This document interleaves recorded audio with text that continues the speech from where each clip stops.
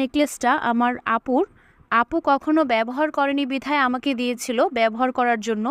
যদিও আমিও রেখে দিয়েছি, কখনোই ব্যবহার করা হয়নি।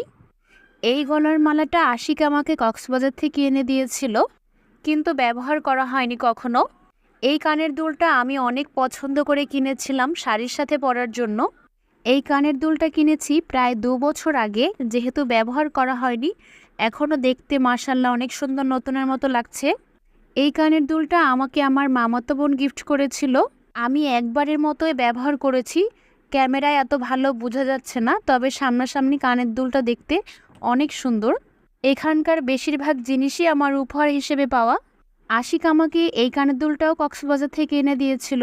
একই ডিজাইনের ভিন্ন ভিন্ন রঙের অনেকগুলো কানের দুল এনে দিয়েছিল। এখন কোথায় কোনটা আছে বলতে পারবো না। মালার সাথে করেই এই কানের দুলটাও ও আমাকে কক্সবাজার থেকে এনে দিয়েছিল।